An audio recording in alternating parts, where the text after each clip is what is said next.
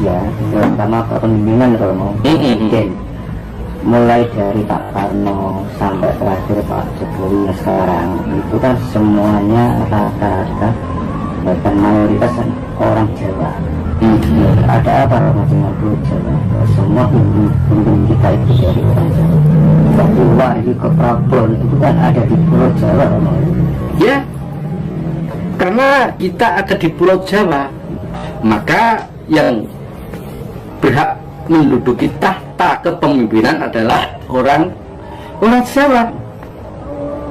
Jika bukan orang Jawa, apa tidak bisa? Bisa saja, tapi akan membawa suatu pertanda yang tidak enak, membawa suatu yang tidak enak. Apa itu? Akan terjadi peralihan dan pergolaan. Maka ya tetap orang Jawa. Dan mengapa kok selalu Jawa? Ya Jawa itu adiluhung. Jawa ini adalah bayangan surga. Gimana tidak bayangan surga?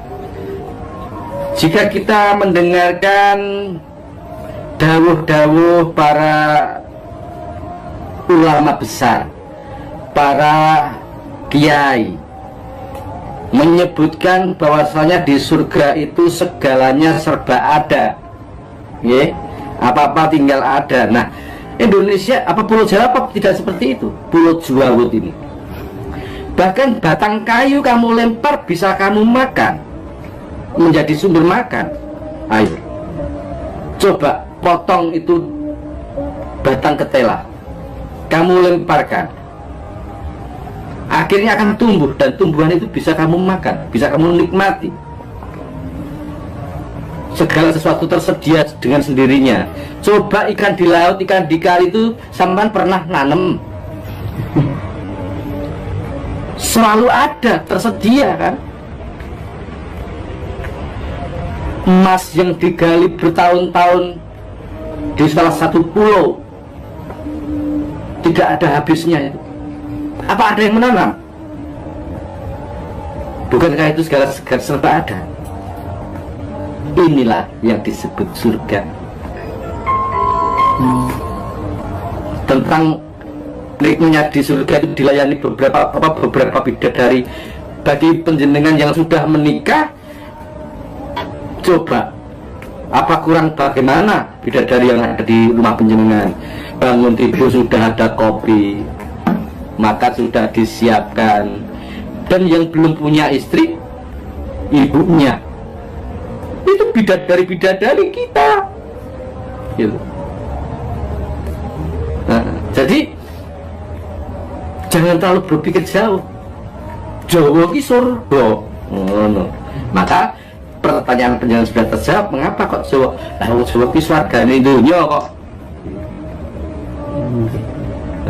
Apapun yang penjelasan itu ada.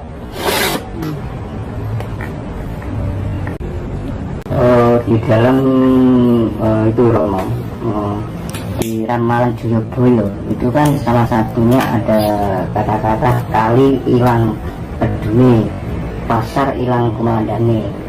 Nah itu maksudnya begitu loh. Ya sekarang gini, kalau itu nyata, jadi itu nyata. Sekarang kita menemukan kan saluran air, tapi di mana kita mendapatkan danaunya? Nggak ada. Danaunya sudah teruruk menjadi perumahan. Tinggal kali-kali untuk aliran agar air hujan tidak mambek atau tidak berhenti gitu aja, ya kan? Kali hilang gedungnya, terus apa tadi pasar hilang kumandangi. Kalau dulu penjenengan monggo dimanapun penjenengan berada, pasti pada saat pasaran hari tertentu di situ ada penjual obat, penjual apa yang menawarkan dagangannya. Nah, sekarang gembremjeng itu sudah hilang. Karena apa? Segala sesuatu terkemas dikemas di toko-toko masing-masing. Itu. Bahkan pasar rakyat sudah tergantikan dengan swalayan, supermarket, dan pasar-pasar yang lainnya. Pasar tradisi sepi, tidak berkumandang seperti dulu. Wah, ramai dulu. Kalau mungkin hanya sekarang itu masih ada, kalau penjenengan jalan-jalan di Solo ya, di Solo atau tepatnya di Pasar Klewer, itu ada masih di speaker itu disuarakan itu, monggo bat kadas, bat kurap dan sebagainya, itu ada. Tapi itu kaset itu. Iya, itu ada. Jadi dulu setiap pasar pasti ada penjual yang menawarkan dagangannya. Sekarang tidak. Bahkan semakin lama semakin penawaran itu sudah tidak bersuara.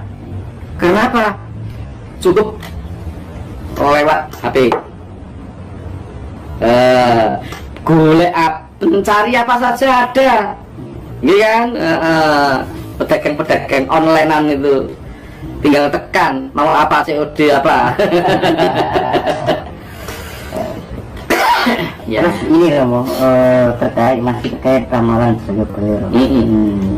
Seperti di Sidoarjo kan terjadi lumpur, sampai sekarang kan nggak bisa ditanggulangi. Ya.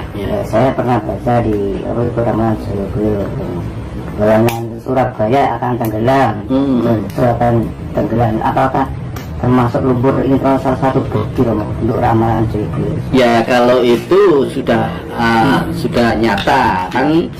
Jadi gini ya, untuk lumpur Lapindo itu kan daerah lumpur Lapindo atau di wilayah Sidoarjo itu di desa apa itu yang namanya itu Porong ya, Porong. Nah, itu kan karena dulu dikenal dengan salah satu kerajaan Yawastino. Jadi di Porong itu dulu ada kerajaan besar bernama Yawastino. Ratunya bernama Darmokusumo Darmosarono. Dua bersaudara ini terah dari Parikesit. Konon ceritanya seperti itu. Nah, suatu saat si Sang Prabu Darmokusumo Darmosarono ini menikah dengan Dewi Pramesti dan Sukesi, putri daripada Sri Aji Joyoboyo. Itu. Nah, di saat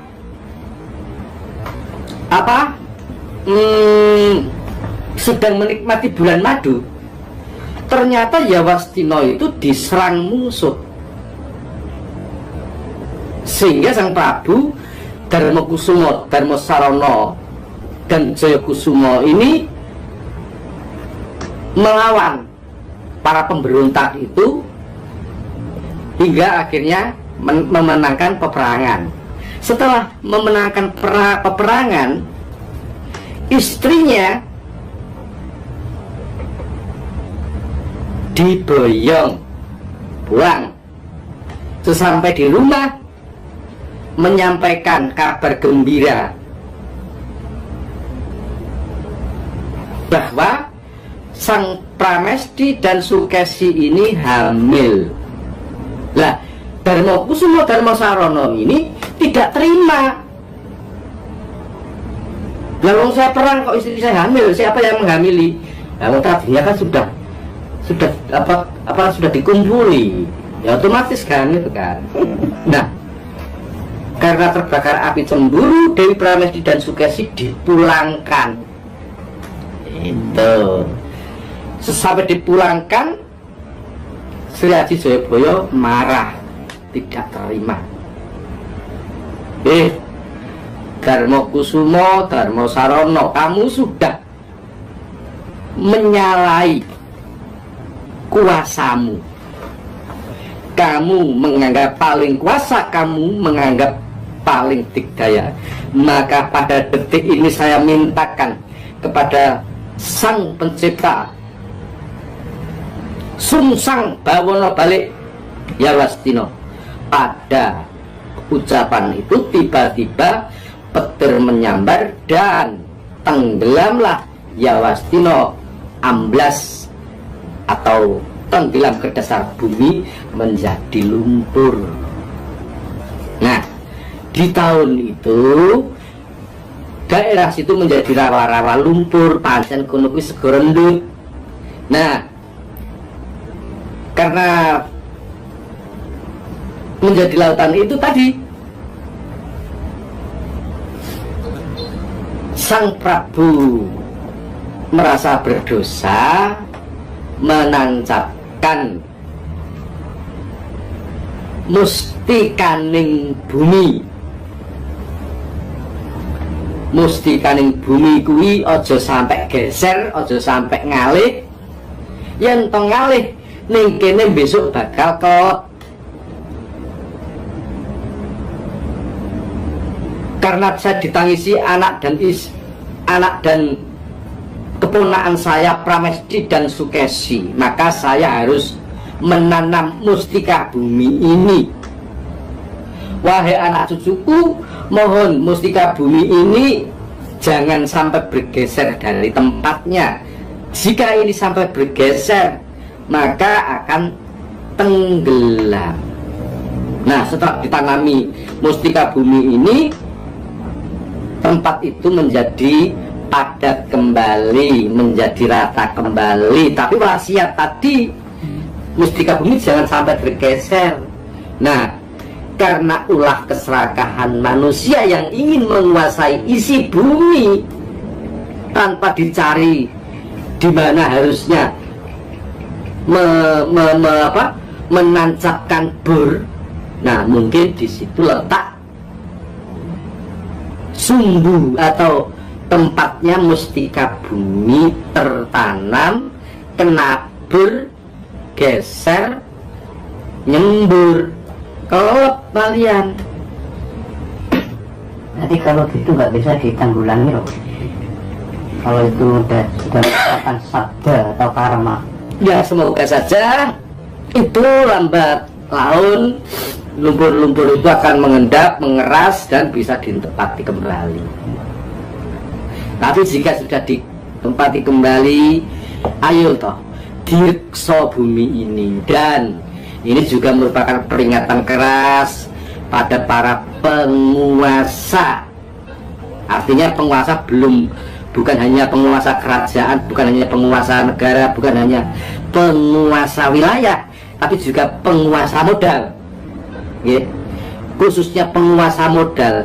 Jangan mentang-mentang duit akeh terus ngongkon iki dibur, kayak digraji, kayak diketok. Segala sesuatu itu ada aturannya.